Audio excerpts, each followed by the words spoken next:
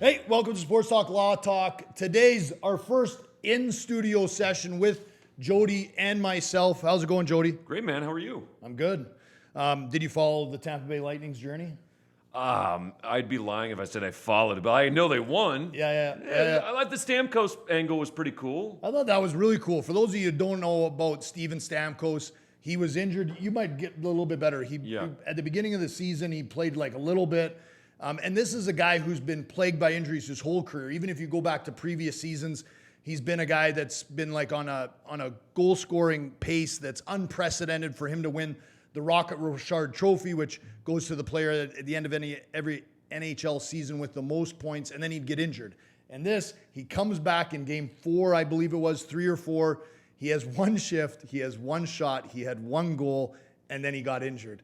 And so then he obviously didn't play game 5 or game 6, but he got in full equipment and he came out on the ice for game 6. And it's funny, when I watched this, and I was watching them win the Stanley Cup, and being a Canadian, and it's funny, I exchanged text messages with some of my buddies in Canada and even some friends down here.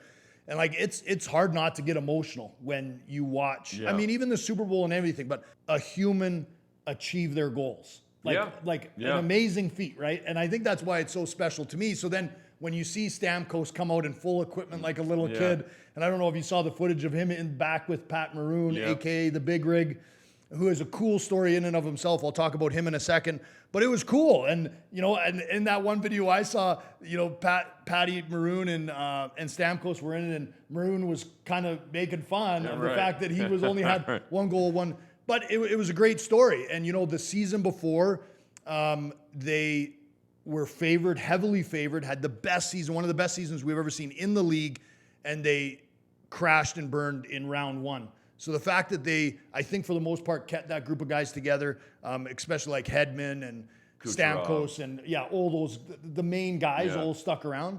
And then funny, they added Maroon because Maroon was on St. Louis last year, so he won back-to-back cups with different teams, which I'm assuming probably has been done before, but I'm imagining a fairly rare feat. I would think so, yeah.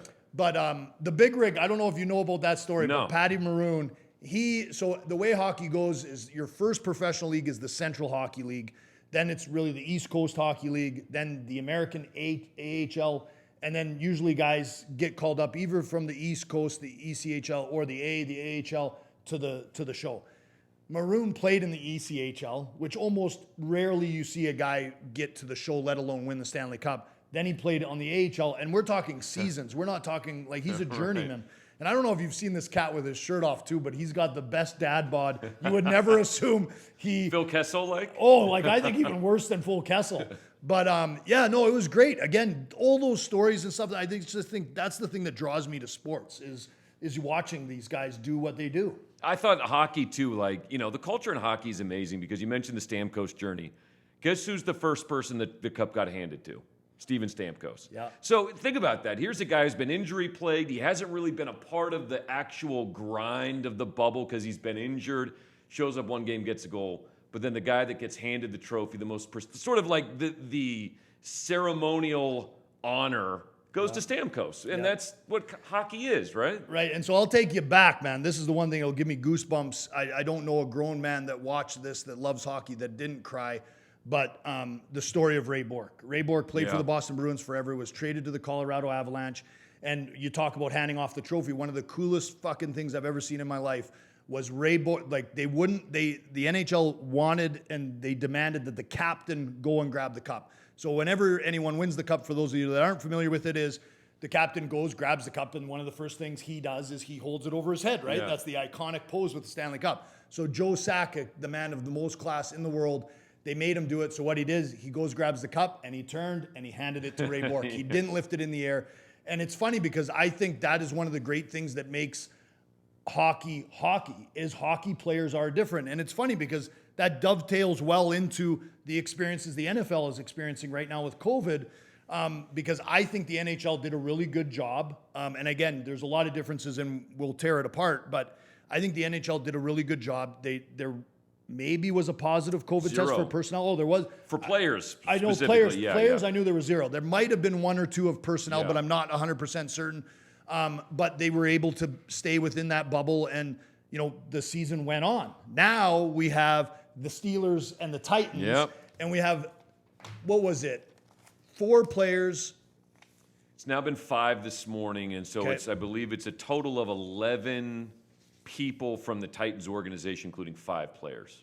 They've tested positive that are confirmed positives. Right. And so my understanding, and how has the NFL been doing the testing, or the team's been doing the testing for the players? Yeah, I mean, they've been great. I mean, they've been daily testing. They've been the rapid test. They've been doing it since training camp started. They've had, significantly fewer positive tests as the season wore on. And this is the first time that any team has been disrupted by COVID since training camp began back in early August. So when this happened, though, the one interesting thing I found out is, they're doing the test every day, but they don't do a test on game day.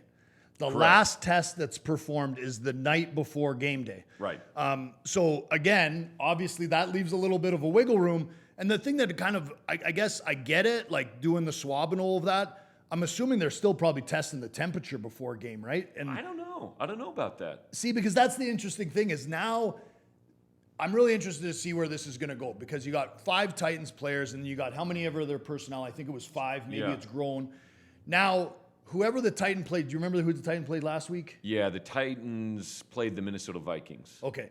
So then, did any of the players that test positive, were they on the field for that Viking game? Yes. Okay. So then you wonder who on the Vikings and or obviously the Titans, because they're all together all the time and around each other. But you got to almost assume that there's going to be more positive tests either on the Vikings and or the Titans. So the Vikings, as of today, have had 0 tests. They're opening their facility this morning. They're letting the players back. They think they're kind of in the clear. They think they would have seen something.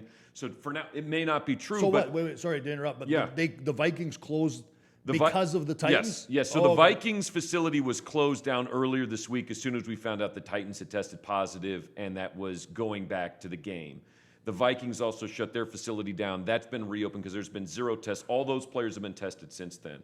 So we assume they're in the clear, the Vikings. Interestingly enough, the lead doctor, Dr. Alan Sills, who's running the whole NFL sort of COVID protocol, there really is no evidence anywhere in the country of COVID transmission on the field of play. So you would think contact sport, close proximity, but there's no evidence that you can contract COVID or a likelihood of contracting COVID by just playing football against someone who's COVID positive. Yeah, you see, that's the gnarly thing about this thing, though, right? Is like you just don't know. Who knows? Like that knowledge today could very well be true, but then in 48 hours, everything could be the whole Vikings team could be positive. You're like, well, there goes that bullshit. Right. So what happens in the NFL? Like, what do you think they're going to do? Let's assume, obviously, if things stay the way they are and or they get better, and this is maybe the only hiccup within the system, then I think everything obviously just continues going and we see the playoffs.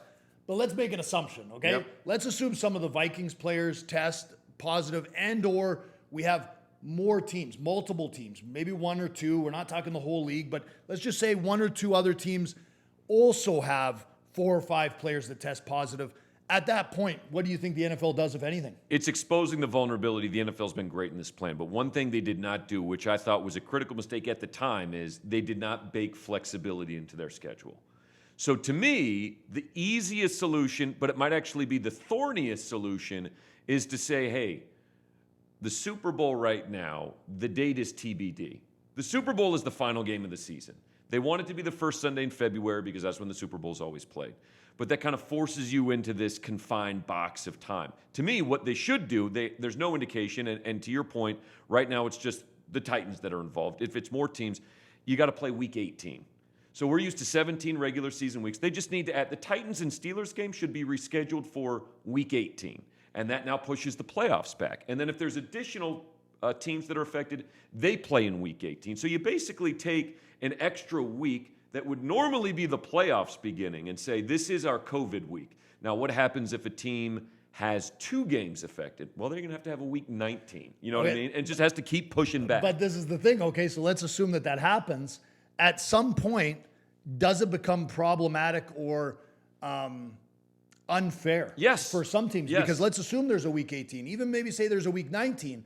Then the players within that, the NFL is going to face the situation of maybe those games are meaningless. If they're meaningless, their TV contracts and stuff might have an issue with it. Yeah. And then the fans might not tune in. So those games might be for naught anyways. And if they are for naught, would they even want to play the games? Because playing the game in and of itself causes players potentially extra risk. So there is precedent a little bit here from the world of sports, and that was Major League Baseball. And we had the Marlins and the Cardinals both go through games that were canceled, threw the whole schedule out. Baseball's different because you can play doubleheaders. Right. So baseball's answer was we're going to play 7-inning doubleheaders.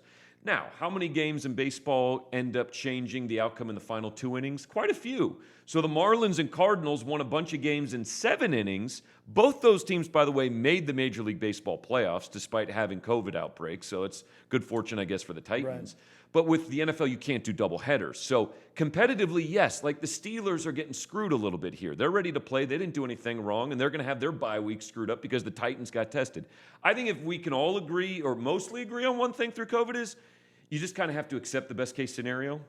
You know, you can go shopping, but you got to wear a mask. Okay. Yeah. You know, you can get together, but it can't be 50 people inside. Okay, we'll do it outside. You just kind of have to accept, I think, the best possible outcome, and that means some teams are going to be disproportionately affected. But the NFL's objective here is to get to the Super Bowl, and that might mean it's a little uneven. Yeah, so that's the other thing, though, is about, I thought, and again, I still think it, and I know there's holes but to this thought process, but I think there's holes in any thought process. But one of the things I was surprised when the NFL started is that they didn't do a bubble. Now, yeah. I get it. I get it. It's been pointed out to me on a couple of occasions. There's way more players and personnel per team in the NFL than there is in the NHL. 53-man roster. Yeah. Right. So, and in hockey, we got like 23 players, and we've got maybe, 12, let's call it. Baseball's so like, the same way. Yeah, we're maybe half of what the NFL is. Mm. So obviously it's easier to contain a smaller group of people than a larger group of people. But the one thing I was kind of surprised about is they still are all in their stadiums. So I know it wouldn't be the best thing. Again, I love being around my family, and I'm sure all the players do, so I'm not trying to diminish that. But at the same time, we're talking about guys that are making millions of dollars at a time where a lot of people are losing their jobs. So some of the frustration some of them may voice about being in a situation where, hypothetically, say they live down at State Farm Stadium in the hotel next to it, and they do that. If every team did that, to me, that seems fairly reasonable. Out of all the other options available, and I think it would increase the safety of the players as it relates to possibly contracting COVID. Again, no one knows what, if anything exists to be airtight, but I just have this concern as a football fan of like, if it continues to grow, what are they going to do? Is the NFL going to change anything? Like, what happens if you end up canceling? How about if there's 8 games that have to be canceled and rescheduled? Are they all played in week 18? How about if the Titans test positive again in a following week and they cancel another game? Now they're out 2 games. How do you make up 2 games? Yep. You know, like, and we can just see it's like compound interest. Every time one thing happens, if it's followed by another, they're just going to compound to the point at some point.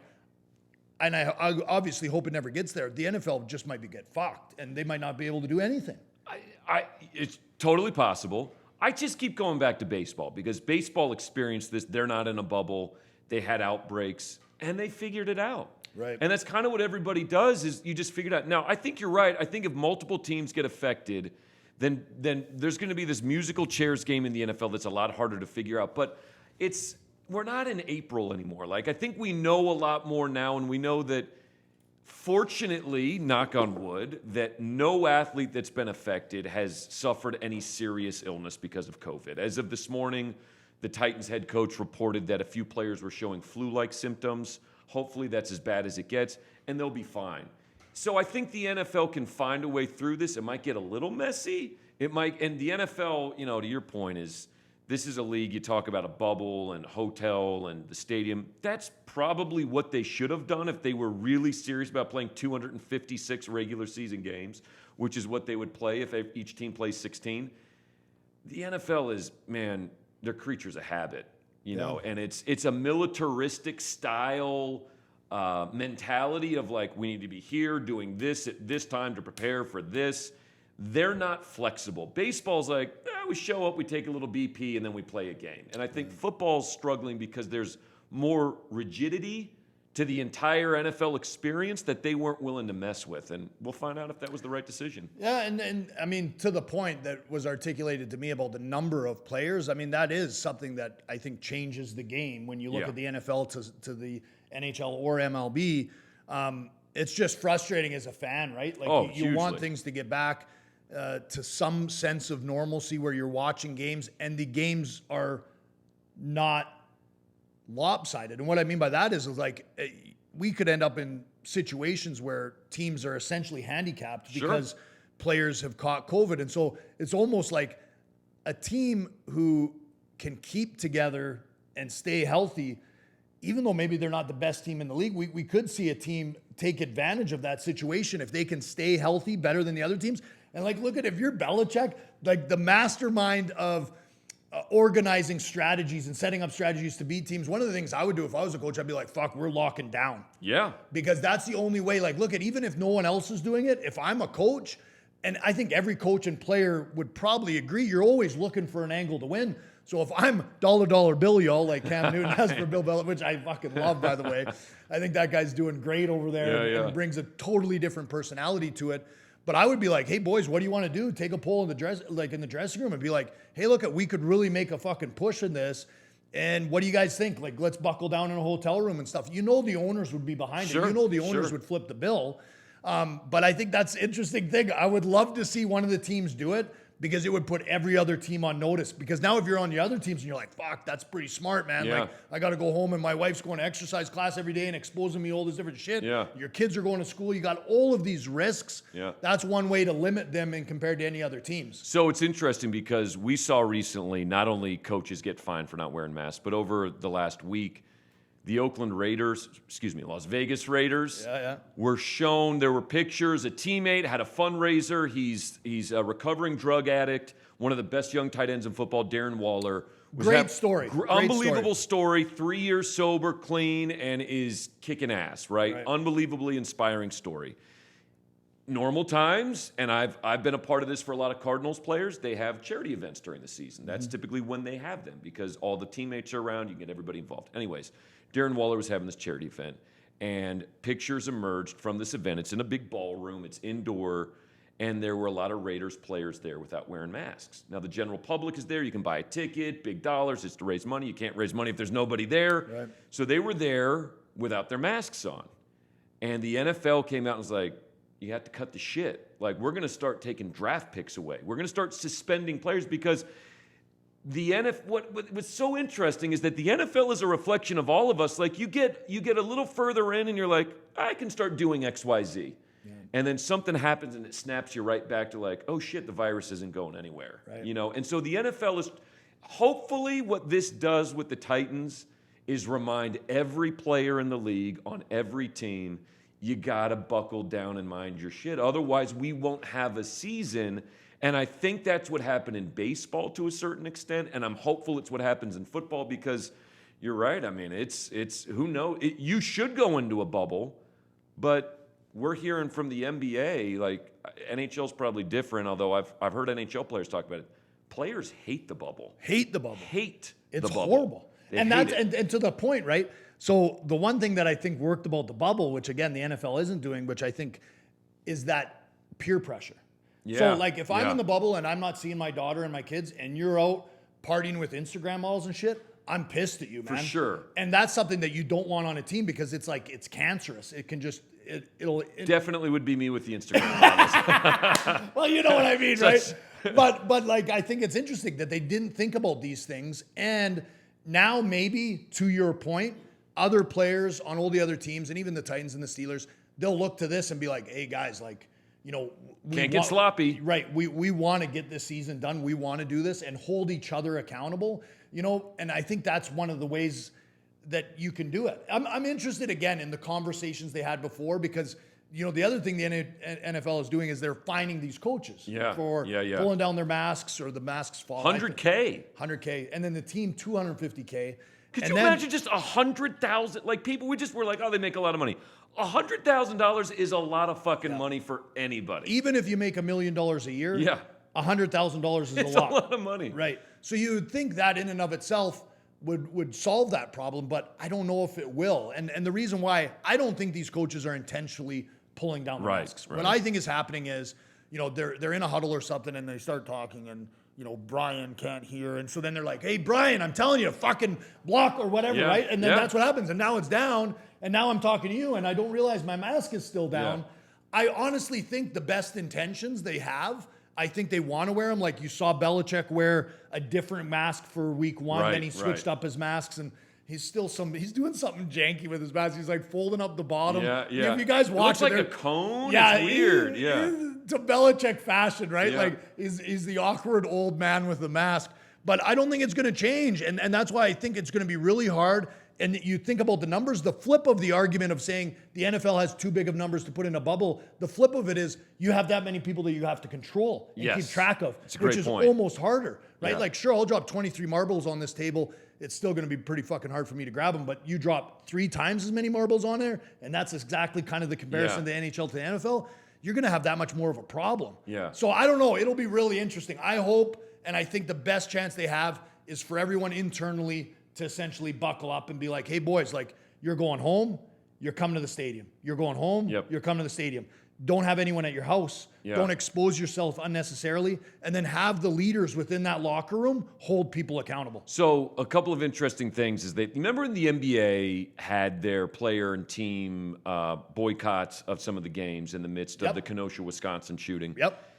In and around that, a small part, but an important part of that conversation was, some of the teams and some of the players on the teams just wanted to go home. They wanted out of the bubble. They were sick. They were ready to like, yes, we support this, but we also just get us the fuck out of here, right?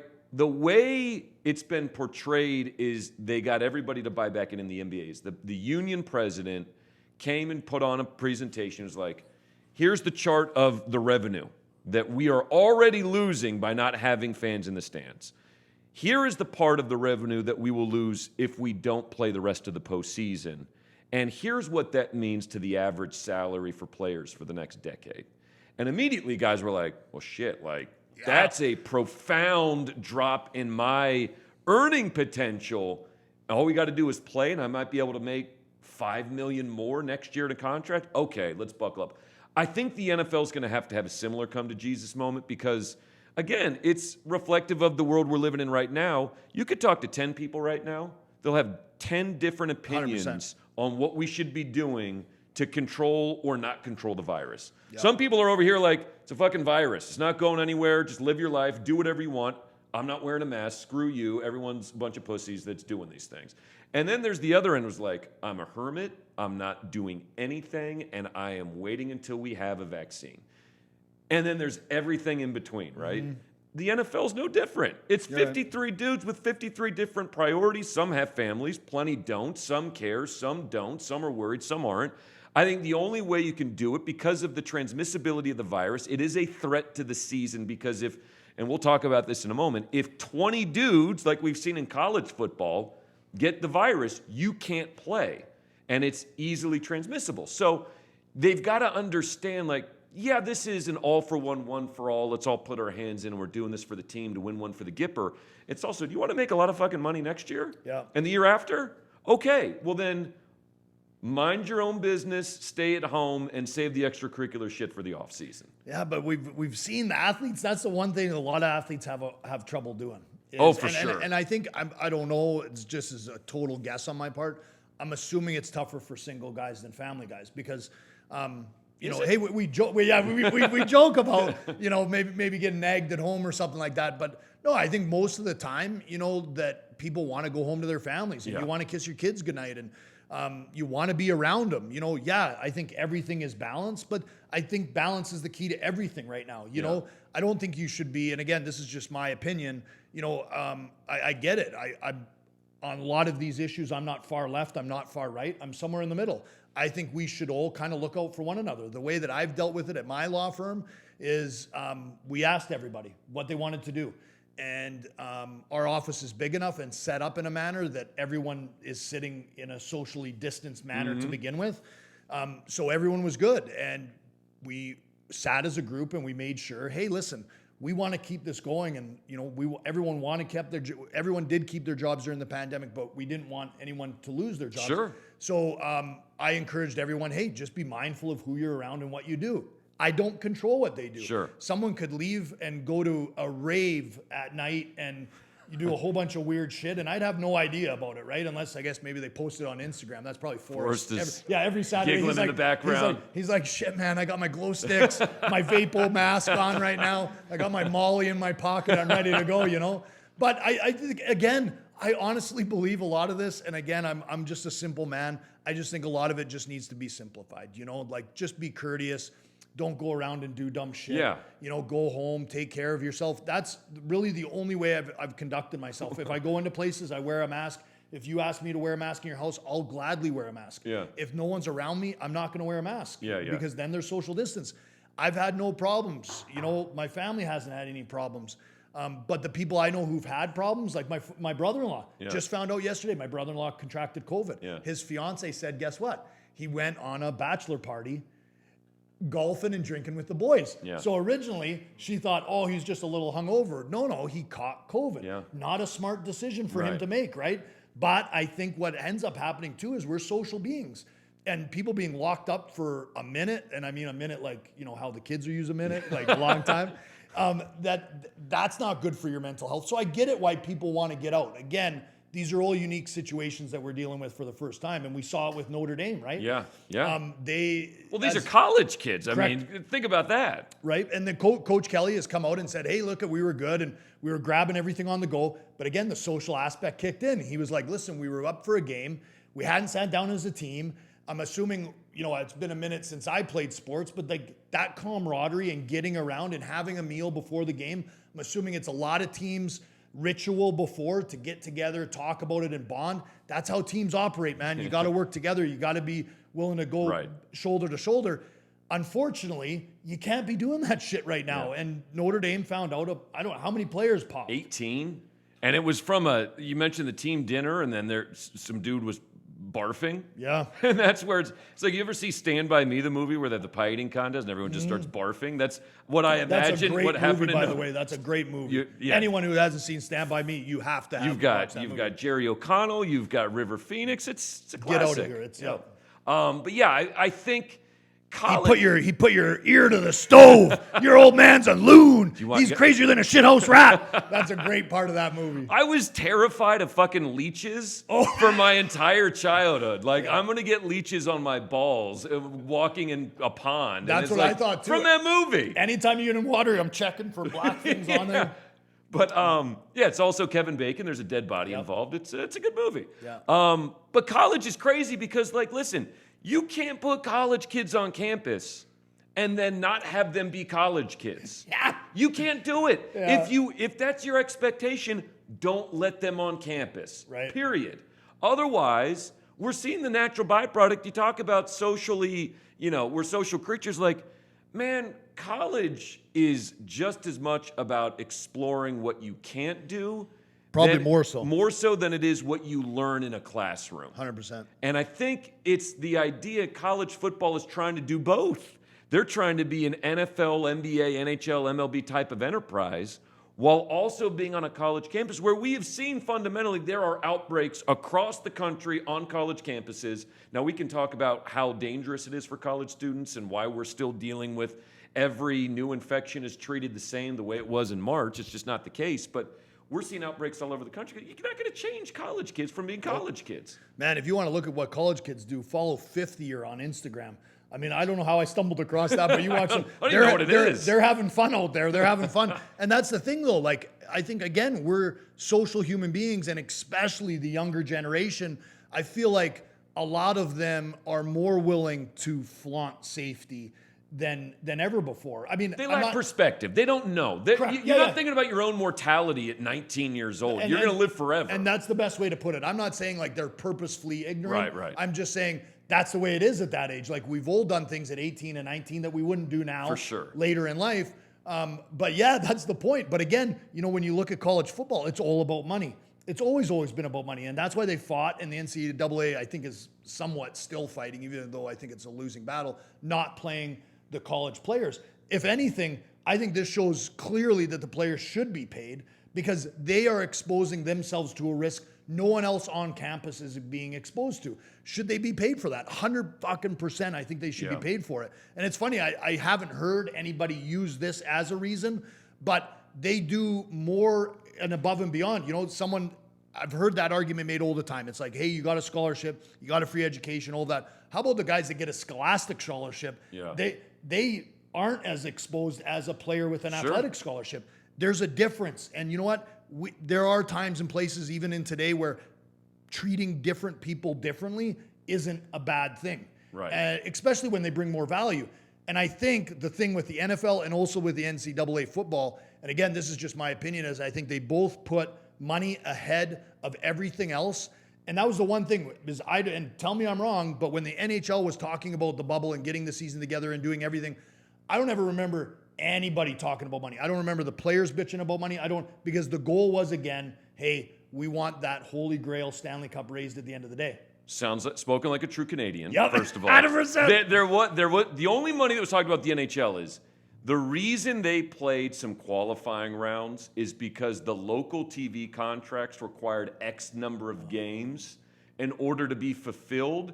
And had the NHL just come back to like, let's go right to the playoffs, they would have voided some of those local TV payments. So but the NHL is not a sport that's making the kind of money that the MLB, NFL, and NBA is. So naturally, it's going to be less of a priority. But but I think, again, hockey culture presents it in a different way. It's not as obvious. Yep. Now, real quick, when you talk about the college experience and sort of the way that they're trying to be pros, I'm going to go a little Alex Jones on the podcast. Okay. I'm ready. You just stop it when it reaches too weird of a point. Okay.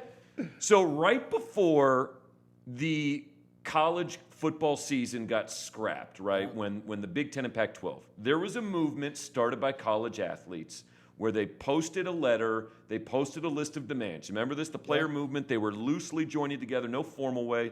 They wanted 50% revenue split, they wanted health insurance until they were 25, they wanted social justice causes, they wanted all these things, realizing their value and finally coming together. A couple days go by, we start having fall camps, schedules are released by all the conferences, and then they scrap the season. Okay, so the Pac-12 and Big Ten scraps the season.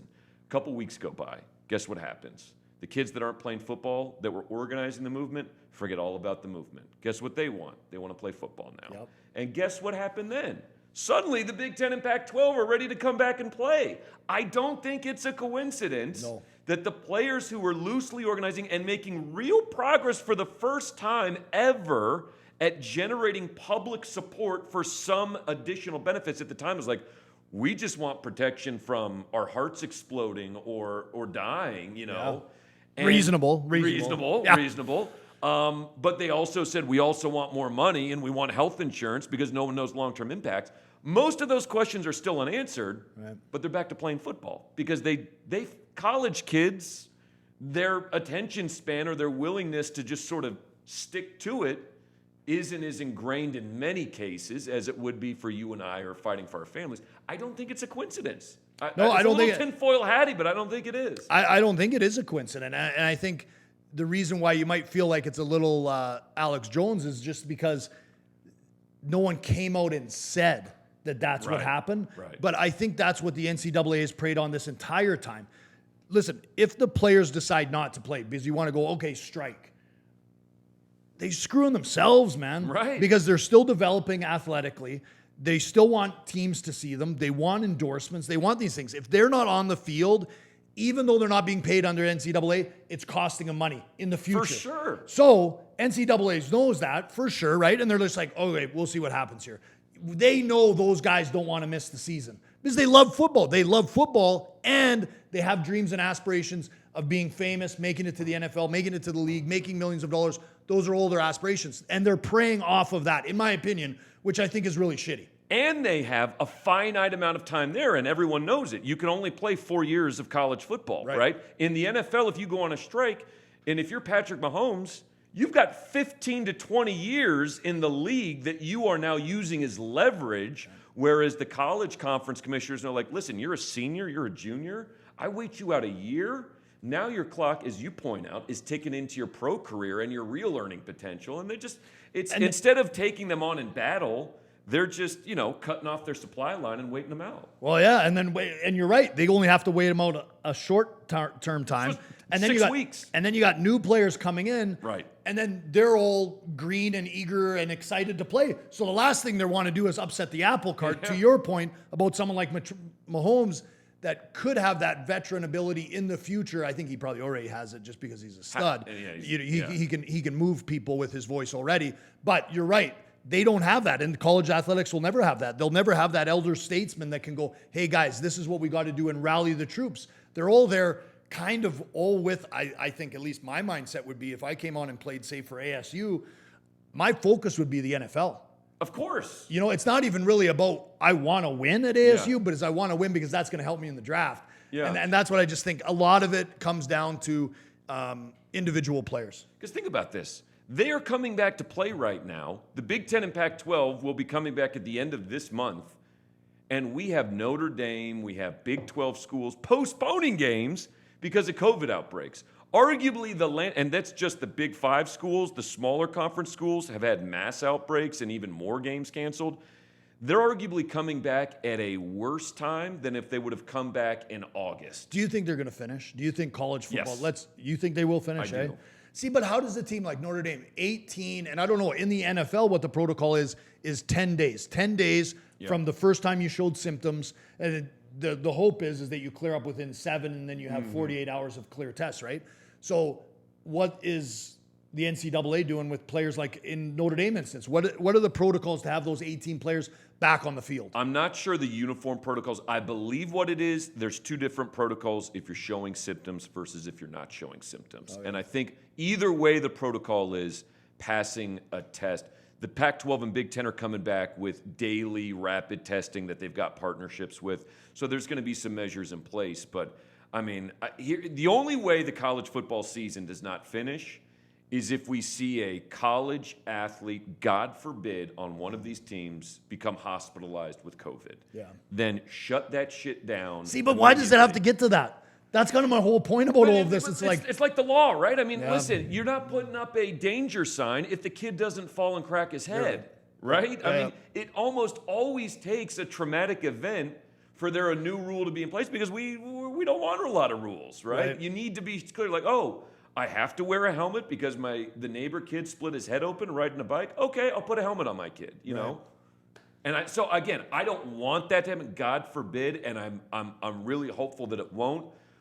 But that is the risk that all of the programs are taking by continuing to play. So I wonder, what was the movie? Gene Hackman, Keanu Reeves, replacement players? The Replacements? The Replacements, Yeah. That was it, right? Yeah. I mean, shit, we might end up with that. Like, and again, that's my whole thing, and I know I've beat That's less of an issue in college than it is the NFL, 100%, though. Yeah. but in college, what they do is they just have the guys from the practice run, right? Yeah. Which changes the dynamic of the team 100%. So now, if you're those teams, and say you lose those 18 guys, I mean, I don't know how exciting other players are going to be. Imagine losing 18 starters on a football team. Yeah, I mean, it's huge. But don't you think it's almost less about what it looks like and just getting it done? Because it goes back to money. They want TV contracts. Listen, the Pac-12, you know another reason the Pac-12 is coming back? Because they get $66 million from the college football playoff if they're playing and the college football playoff happens. And they get another $6 million per team, I'm talking, if they get a team. $66 million per team. Yes. Holy shit. And then they get an additional $6 million. Maybe that's for the conference. I'll have to.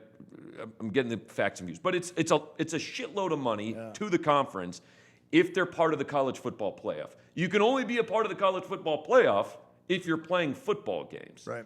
So that's why I think we're past the point of, for right or wrong, oh shit, what happens if somebody gets this and dies as it relates to young, healthy people. Yeah. I think we're to the point of, oh shit, what do we have to do to keep the lights on and to keep money in my family's bank account and your family's? And I think it's what college football and other sports are doing. Is like, we just got to get this done. We got to get this done and then hope 2021 it's a different landscape. See, but then I agree with you all the way, but that's part of which I think gets shitty is it is all about money. And Isn't everything? I mean, I guess it is. most Nah, things. you're right. You're right. It is. I just think now with everything that's happening around us, you would hope that changes to some degree. But I think it does in the terms of, I don't think people are as nakedly ambitious about only making money. that's true. But I think there's still a certain segment of our culture that revolves around your value, quite literally in our culture, is defined by how much monetary value you have. Yeah. No, and that's fair. Before we leave this topic, what do you think we're going to see with the coaches and the masks? I mean, the NFL has come out and said that they're going to continue to fine guys, but they've also indicated that hey, you might lose draft picks, which is at least a penalty the Patriots faced over what was Spygate. I mean, shit. There's Which cheating scandal do you want me to go through with the Patriots? We got like 3 of them. I opened the door. But what do you think we're going to see? Do you think we're going to see? I think what they should do, what I was thinking of, is someone out there in their basement or something should be designing a better mask. So I watched the baseball playoffs yesterday, and there was this great mask that one of the managers is wearing. It's one of those gator necks. Yep. But then it's got holes cut out for around the ears. So then it's like a surgical mask, right. And it even had little slots on the side for his glasses to go into when he was wearing his glasses. And that's what it's going to take. That makes sense to me. Yeah, and that's what yeah. they should do. They should, because every coach has it where it like goes up like this, and then down, right? Which is probably fairly annoying. Like I've worn a gator, like it constantly pulls down. What kind of mask guy are you? I got a Stance Socks one. Just a straight like surgical style mask. No, the cloth. Yeah. You know, Stance underwear. Yeah. They make socks, great socks. Yeah, and the masks are super comfortable. Do you wash it? No, I've never washed it. But I got like probably 4 or 5 that I rotate through. But wherever I go, people have given them, right? The gym I go to, they gave me one. I ordered a bunch for the firm, and we gave them out to people that needed them. But you're right. Like, I mean, it's not great, but again, it's one of those things that I think within context of the NFL, it's just hard for me to believe that these coaches don't devise a plan between now and Sunday, which I'm sure they totally are, do. to switch it. And maybe that's what it is gators and they're cutting holes. But I even thought I'm not handy like that, but there's some entrepreneur out there. I think you create some badass mask, those guys will pay whatever it is if it provides them with comfort. The Andy Reid goes with the face shield. And did you see that thing fogged up? But the first week, now he figured it out somehow. Oh, did he? Like, okay, I haven't saw him the again. Monday night game, he had no issues with it, which is the way to go. I think this would look futuristic, but I really think it'd be cool, and it would work. How about if they all wear fucking motorcycle helmets? A lot of motorcycle helmets have built-in things. Anti-fog. They got anti-fog. You got a helmet, then you don't ever have to take it off. Yeah. And everybody can hear everyone. Obviously, I think hockey shields are anti-fog too, aren't they? Yeah, they are. Yeah. And that's where you could wear a full one, and then there's little slots at the bottom. Yeah. I mean, again, I get it. It's not perfect. You're still going to have a difficulty communicating with people, but that's something that they're going to have to deal with. And like, figure it out. I mean, get on the sidelines, get to the guy's ear, do something. Like, sure, maybe he can't hear you if you're 12 feet away and it's on the field, but then you can relay it to the quarterback. Quarterback can relay it because he has a cam or whoever is captain on defense. Yeah. But it'll be interesting to see what they do, because I still think we're going to see, and it's funny, if you're a coach, you're just cursing out the camera guys, right? God, yeah. Do not fucking put me on camera because I know my mask is going to be down. And there's some of them that are probably like, oh shit, I had my desk down a couple of times, but luckily the camera wasn't on me. So it'll be interesting to see how it plays out. Have you seen, by the way, the amount of money that's been spent on masks in the United States? I haven't. What's that? Yeah, I mean, that's it interesting, is though. Hundreds of millions of dollars have been spent on buying masks, which again goes a little bit into the conspiratorial, realm. But like, God, I saw something I think from the Gap company, like Gap and Banana Gap's Republic. still around? Yeah. Do you remember the Old Gap Navy, game? Do you remember the Gap game, or was this just a Canadian? No, thing? this sounds. So in a Canadian. Are you allowed to talk about this? I think I am. Statute of limitations. Yeah. No. As your lawyer, Byron, I'm advising you not to speak about this. No. This is a very silly thing you did as a kid. Because Gap was so known for greeting everyone, like having a greeter there, and that I think they were one of the first. Did you know that? Does anyone know? Is this a Canadian thing? Okay. And what you would try to do is you would walk in the store and try to not have the greeter greet you and make it to the back. That is the most Canadian thing I've ever heard. I know, right? No one's getting hurt in it. Right? It's so wholesome. It's like, let's just not say hi. Yeah. Honestly, that's what it's really funny to me. But you know what that is in America? That's every day on the street. People are just like, I don't fucking see you. You don't see me. You're right. It is. We are known for always saying, please, thank you, hello. Yeah, you're right. It's yeah. So I'll go hiking now, and you walk right. Oh, not now, but I mean, I've been hiking where you're like on a trail. Somebody walks by, they don't say hi. You're like, yeah. The fuck, man? Just acknowledge the existence of another human being. You know what's funny is one of the first things that I moved down to America, and I was at Costco, and I'll just clearly remember, and the chick was Barbara on her name tag, right? And she's checking me out, and so I was like, "Hey, how's it going, Barbara?" And she just deadpans me, and I was like, "Oh, sorry, is that not your name?" I go, "It's on your name tag." She goes, "No, that's my name. Just no one says hi to me." I was like, "That's fucking sad." Like, she's helping me. Like, why am I just not going to greet her and say hello or ask you how you're doing? Like, it's a simple exchange of pleasantries. And then another thing I learned when I came down here, I bumped somebody as I was walking out a door or something. I said, "Oh, excuse me, I apologize." And they're like, "What?" And I was like, "Oh, I'm just apologizing. I didn't mean to bump into you." They're like, "Oh, we didn't even think that was anything to apologize over." But that's so ingrained within it, right? So I want like a Byron Brown version of Coming to America. Instead of Arsenio Hall and Eddie Murphy, it's just Byron, like, and all the new tradition. If we could go back in time. Yeah, it would probably be fairly entertaining. But real quick, the last thing about the coach is, if an NFL, now that we know it's $100K fine, $250 for a franchise, possible suspensions, and forfeiture of draft picks, if you are the leader of an NFL team, and your whole job is telling players, follow my rules, do your job, I don't care if you like it, be here at this time and do this, otherwise you're not seeing the field. And you can't follow this new rule. I'm not saying anyone should be, but that's like a quasi-fireable offense if you're responsible for the loss of a draft pick because you want to be a Costco Karen that refuses to wear a mask and then gets into a shouting match with the NFL league office. Like, put on your fucking mask and just be a professional. And I know it sucks. No one likes wearing masks. No one likes talking in masks in the nose. You know, maybe it's just me and my big nose where it's like always falling. Just do it. Otherwise, you're the asshole. That's how I would think of it. Yeah, we would think that would be, and I mean, we hope. But so anyways, weird transition, not a really good way to make the transition. But out of California, Kobe Bryant Law was recently passed, which for you that aren't familiar with this, Kobe Bryant passed away in a helicopter crash. His daughter was with him, his 13-year-old daughter, Gianna, and other people were in that helicopter as well, and everybody perished. Part of that process was LA County Sheriff coming down, 8 deputies, it has now been determined, took photos of the bodies as they were deceased. Obviously horrific, obviously something that should never have happened.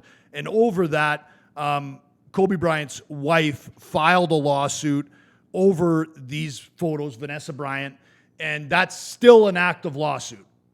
Regardless of how that is moving forward, they passed this law, which now makes it a crime for any first responders to take pictures, which is almost kind of mind-blowing that something didn't exist, even on an informal level. Like, I feel like everybody on earth would say it's bad taste to take pictures of a deceased body, like, unless it's your job, like, unless you're the mortician. Coroner, and you're taking the photos, and then those photos would only be used as evidence within the case and nothing be exposed. But you know, I think it's one of the situations where the law didn't catch up with everybody. It was probably written before camera phones were a thing. And that was the thing. Who cared about? I remember when camera phones started. Yeah. And I remember thinking, I'm like, this is stupid, man. Like, I don't take fucking photos of anything. And then all of a sudden, everybody's taking photos of everything again. Do you remember when people taking selfies in public were the biggest assholes on the earth? Like, you thought those were the I remember worst everybody thinking beings. AirPods were fucking bad. Now I'm one of those guys walking around with fucking AirPods all day. But they work. They're good. Like, I don't know what to tell you. I mean, hopefully they don't end up giving me brain cancer or something like that. Well, but they TBD. probably, we'll see. And everything in life that is good at one point ends up with a fatal flaw. Do you like the convenience enough to have a potential tumor down the road? Well, I'm going to hold out. Hopefully I don't get the tumor, but I guess you know my answer to it, right? But anyways, listen, every state should have a law like this. I've said it before when I talked about Vanessa Bryant's lawsuit. I think it is something that the LA County Sheriff's Office is going to settle. This is something that's super embarrassing. I always say the cover-up is worse than the crime. And if you go back, the sheriff, one of his ways, and I giggle because it's a lack of intelligence on his part of trying to make it go away, is telling all of the deputies, hey, if you delete the photos, nothing will happen to you, which is essentially telling everyone, destroy the evidence. Destroy the evidence, which I think is really shitty. And I mean lack of intelligence, and I truly mean it, because this was something that could not have been more highly publicized. It was an athlete that almost everybody reveres. It was a tragedy on a lot of levels, not just for Kobe Bryant, but all the families involved. It was sad, and it really shocks me to think that anybody thought this was reasonable. You had one deputy showing it to a woman, trying to pick her up. So anyways, it's a great thing that the California governor did. I think more laws like this should be passed to protect people. I think what we're going to see in the future, and we probably talk about it forever, but cyberbullying, all the things with social media, the law is failing a lot of people in that respect, because I think there's a lot of things that go on that are just awful and super sad, things like this. And the law is always slow to evolve. But it usually, to your point earlier, talking about hopefully no college athlete does pass away from COVID, it usually takes something like that for a law to change. So if there's anything good to come out of that situation of them improperly taking the photos, it's this law. And I'm sure Vanessa Bryant and her family are going to be about, I would say, a 7-figure settlement on their lawsuit against LA County. You got to think about the fear that these kids will innately have, even though some might say it's irrational for them to go through their life wondering if anybody is going to send them this. Kids are so fucking cruel. Can you imagine your kid getting a picture of like a deceased parent from some other kid who doesn't know any better, but they're just shithead kids and they don't, like, that's awful. So someone could say, hey, she shouldn't receive millions of dollars. You have no idea the damage that this is going to do psychologically to people unless you're the one involved. So again, props to the governor of California to being on the forefront of passing such a law. Hopefully that'll prompt other people other states to do the same thing. Sticking with the topic of good things, we have Dallas Mavericks owner Mark Cuban, who is helping out Delonte West, correct? Delonte West, yeah. So what's the background here? Delonte West was he's from St. John's, first-round pick, played a lot of years in the NBA, was LeBron's teammate for a while. One of the famous stories of Delonte West is probably not necessary, but he reportedly had an affair with LeBron's mom when they were teammates in Cleveland. But then he went on. I never heard that. Yeah. But anyways, sorry, I hate to interrupt, but did you ever? Is the rumor true about Nash, the basketball player? Steve Nash? Yeah. What's the rumor? Well, now I'm afraid to tell the rumor, but I feel Is like this there's. libel? I don't think, because it's allegedly. This is allegedly. You're the lawyer. Yeah, I know. That's why I'm saying allegedly. Someone slept with Nash's wife. Nash's wife was pregnant when the baby was born. It clearly wasn't Nash's. I've never heard that, to be honest. I'd heard that because it happens a lot in hockey. A lot of times players sleep with other players' wives. Well, there's that whole Minnesota Wild case. There's Minnesota Wild. There's a thing with Pronger when Chris Pronger was in Edmonton. Yeah. There was a whole thing, and there's this video footage of Pronger. I forget who he fought, but then Pronger was traded as a result of it. So sorry to interrupt, but I don't know if Steve Nash. I don't know. I don't know if that. Maybe? I don't know. Maybe? It's allegedly. There's no confirming facts here. That's something I heard a long time ago, maybe from someone just trying to fuck with me. But anyways, so I'm sorry for interrupting. Delonte West, a key role player, he played on the Mavericks for a couple years, but he has mental health issues. Yeah. The last few years, he has been seen in and around Dallas, panhandling, clearly in a distressed state. Is this the guy that we saw getting beat up in the freeway? Yeah. I got a super sad video, man. Yeah. And so, but one of these guys that, I mean, he played a long time in the NBA and made a lot of money, but, you know, that doesn't matter. Mental health's not discriminatory. It's not like, oh, you got money, you're not gonna be bipolar or something. And so there were a lot of stories that popped up over the last, year or so, pictures of him. You know how the internet works. If you got somebody that's in down times, they don't care. They're going to take a picture and put it online. Everyone's been trying to reach him, former teammates, former players. They've been unable to. He didn't have any contact with his family. And then Mark Cuban, the owner of the Mavericks, I'm not sure the exact specifics. It might be there in the article. I don't know if he saw him at the gas station. So what he did is he sought him out. Yeah. According to articles that I've read, I think he learned about everything online, like I think we all did, and then he reached out pursuant to articles to Delonte's mother, and I think the mother helped Cuban get in touch with Delonte. Arrange, yeah. Cuban was trying to call Delonte. I guess he has a phone, and he wasn't answering. And so Yeah. then finally, the mom and Cuban got together, and they got Delonte to a hotel. And then I think if I've read everything correctly and it's reported correctly, is he is in rehab, Yes. and Cuban is paying for Yes. the rehab. And I think that's great. Mark Yeah. Cuban, obviously the guy has the money to do it, but a lot of people have the money to do it and a lot of people don't do it. The one thing that kind of shocked me about this is I have some experience with mental health, and then obviously people with drug and alcohol addiction, which it seems like they kind of go hand in hand sometimes, unfortunately. And I know that according at least to this article too, Doc Rivers had reached out, Jameer Nelson, the NBA Players Association tried reaching out to him. And I do know that you can't help someone that doesn't want the help. If they don't want to change, if Delonte West does not want to change, you cannot make Delonte West change. But I'm not familiar with all the efforts the NBA Players Association, so I'm not trying to throw them under the bus at all. But I would hope that they would be relentless in their pursuit to help this man. Sure. There's a lot of people that made a lot of money off of him, and I'm sure he made a lot of money. I'm not discounting that. But, us as humans, I would love to see that humanity more. I love what Mark Cuban did.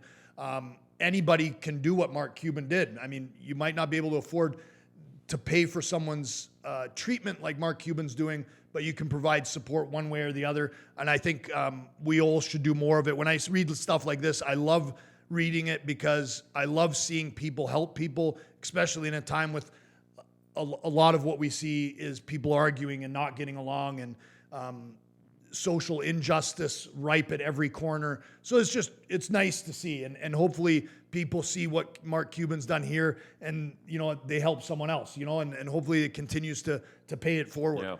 Yeah. Another interesting, because to me that was interesting, but another one, Joe Montana. Oh, Did you man, hear that was about this? crazy, yeah. So what a stud, right? He's 64 years old. It's hard to believe, this happened in Laguna. And the reason why I say that is Laguna is an affluent neighborhood. Yeah. I don't know if, and again, I'm not of the mindset of kidnapping children, obviously, but That's good. You wouldn't think that you would choose a house that's in Laguna. I'm assuming Montana lives in a fairly decent house. I'm assuming he has some security. Maybe he has none, because obviously this 34, and I believe she was 39-year-old woman, got in to the house and roamed around the house to the point that she was able to find the baby, grab the baby out of someone's arms. I can't remember whose arms had it, but then she moved to another room, and that's where Joe Montana and his wife confronted the lady, and then they actually got into a little bit maybe of a wrestling match, a physical altercation. They got the baby. By all accounts, the baby's healthy. The lady leaves. They're able to wave down deputies, people within the house, and the deputies arrest this lady, I think mere blocks from where the incident occurred. So again, I mean, obviously we would hope that no one would ever try to steal a child, but the great part of the story is that person was stopped, which we rarely, and I think, you know what, it's funny is about this, I wouldn't have said before this that these things happen, and again, we hear all this stuff right now about child pornography and child pedophilia and all this stuff, which is some of the worst shit you could ever imagine. But this struck home a little to me. This happens, and you're not safe, no matter your neighborhood, no matter your status or anything. You need to hold everybody a little bit closer, and that really was what I took from it. It's weird. It was about 3 or 4 weeks ago. I'm walking out. My house is shaped like a horseshoe, essentially, and the front door is in the middle of the horseshoe. And so I walked by the front door when I walked to the kitchen from my bedroom, and there was a guy in my courtyard at 6 a.m. And so I opened the door and I'm like, "Hey man, how's it going?" And he says no English. Always polite. Right? Always polite, yeah. And I'm thinking we have a guard at the gate. And so I was weird that he could make it through there if he can't speak English and say where he's going. But anyways, and I'm having some construction done. So I asked him if he knew the owner, and I gave him like 6 opportunities to try to come out. Yeah. At this point, my wife has walked up and she's like freaking, she's like, what's this guy doing? Like, and I said, it's okay. And I closed the door and I went outside. And you know, his car's on the street with the door open, and he isn't dressed in construction attire. And he's touching my, like, it's weird. He's just touching my house. So I'm thinking, man, maybe he has a mental issue, maybe something. So I'm not trying to be rude to him, but at the same time, I'm like, I need, my family's here and you need to leave. And I don't know what your intention is and you can't communicate with me. And so he wouldn't leave. Yeah. So finally, I'd like to think I'm a little intimidating in these situations. So I started walking forward and then I raised my voice. I might have even cursed. And then he hightailed it out of Dodge. But that with everything in the news and stuff, it really made me a little concerned. And, you know, I get people who say things to me all the time just because I've advertised, and there's a small percent of those people that I think are upset about it. So, you know, they'll confront me or whatever, and I'm a big boy, I'll take care of myself. But when it happens to your family, it's a little bit different. And so this was surprising to me that someone would, again, like, obviously I hope they didn't know it was Joe Montana, or maybe that was the whole thing. Maybe the part was to try to kidnap Joey Montana's grandchild and then hold him for ransom or something. I don't know. But anyways, we don't have to worry about any of that because Joe Montana, the stud that he is, he saved the day. So with that, great note to leave it on. Thanks for tuning in. Thanks for watching Sports Talk, Law Talk. If you have any videos you want us to review, any legal issue that happened in sports that you want us to talk about, please comment and leave anything you want below. And until next time, for Jody Ayler and myself, thank you very much.